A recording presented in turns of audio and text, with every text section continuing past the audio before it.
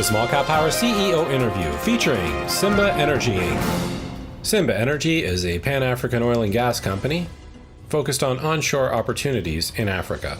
The company is focused on the acquisition and development of highly prospective oil and gas projects. SimbaEnergy is fulfilling its ambition in becoming a leading independent onshore oil and gas company with a balanced Pan-African portfolio. Small Cap Power met with the company in January 2012 and asked them if they could tell our viewers more about SimbaEnergy. SimbaEnergy is a Pan-African oil and gas exploration company.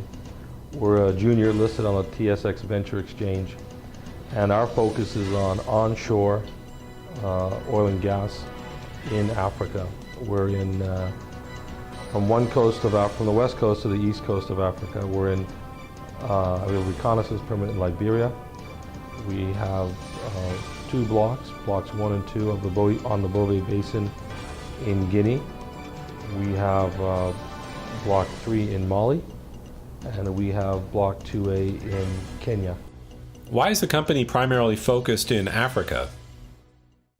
Africa is a great location for natural resources of all kinds, oil and gas specifically. Africa is has many unexplored, undeveloped basins, which we are focused on, but it also has tremendous production. It's a growing producer in places like Nigeria and Angola, Cote d'Ivoire, Equatorial Guinea.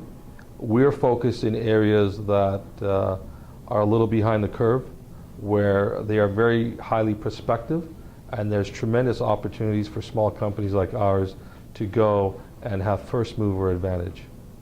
So what would you consider the company's key investment highlights? I think it's our portfolio. We have block 2A in Kenya with large companies to our north, Africa Oil to our west. Drilling has just commenced in Kenya by Tullow, who has had great success in Uganda and offshore Ghana. That's very exciting because if Tullow is successful, it will certainly raise Kenya's profile and create tremendous value for us. So what are your key strengths for operating in Africa? Our key strengths for operating in Africa is that we've been there for more than 5 years now. We have been in Liberia since 2007. We are considered locals in many of the places we operate, and we spent a tremendous amount of time building relationships with the government, with other local companies and the communities that we work in, and we are very comfortable in many of the different countries that we operate in. And I guess our core strength is that we like being in Africa. We think Africa is a terrific place to do business with incredible potential. Why does Simba prefer to develop projects onshore rather than offshore? We're onshore because to go exploring and acquire oil and gas blocks offshore is extremely expensive, and it's really a business for large international super majors and national oil companies. We're a small company. We're a growth stage company. The cost of exploring onshore is much easier. We can drive to the property as opposed to having to rent a $10 million boat or ship. It's easier exploration-wise. It's much cheaper drilling-wise. The seismic is much cheaper to shoot.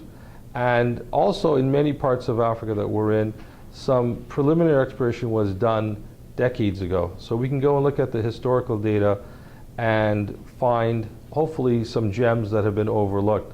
Whereas in the offshore, you need a ship to shoot 2 and 3D. You need a very sophisticated, expensive infrastructure, which is prohibitive to a small company like ours. How does the company go about finding prospective targets? It starts with doing a lot of homework, a lot of research, and having our technical team go visit data rooms in various countries, do research, and look at other companies' work in the regions that we're interested in.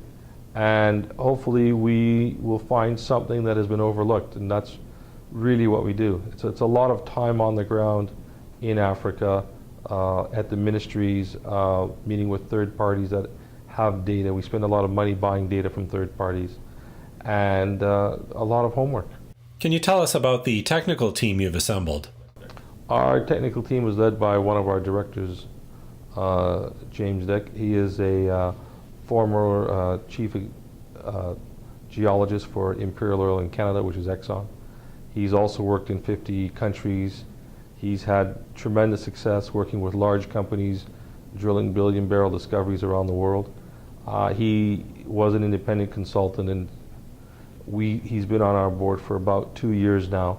And our job really in the company is to support him in his due diligence. And once he's found a target that we should go after, then the rest of us get into it. So how does the company go about valuing its projects? Well, we don't really say project A is worth X and project B is worth Y. We look at each project as a potential company builder. Every asset that we have applied for or have been granted has the potential for, we think, several hundred million or a billion barrel discovery. That's what we're shooting for. And therefore, we look at it as a portfolio of assets where if any one of them has success, it will transform the company from a small junior exploration company into a much larger, much stronger company for our shareholders. How do you plan to advance your projects over the course of the next 12 months? Farm-ins. We expect larger companies to come in and farm in. Our assets are, we feel, very attractive. And because we're in Africa, which is where a lot of large international companies are now focusing, we don't see any issues in attracting large farming partners. And finally, what are the company's goals for 2012? Our key goals for 2012 would be to acquire some more production sharing contracts that we have in the pipeline, as well as hopefully a farm-in by one or two of the majors into some of our assets, which we feel would transform the company into a much better position, a much larger company. Stay tuned to Small Cap Power for more on SimbaEnergy in the coming weeks. And for daily updates on all your favorite small caps, sign up to receive our free morning newsletter at smallcappower.com.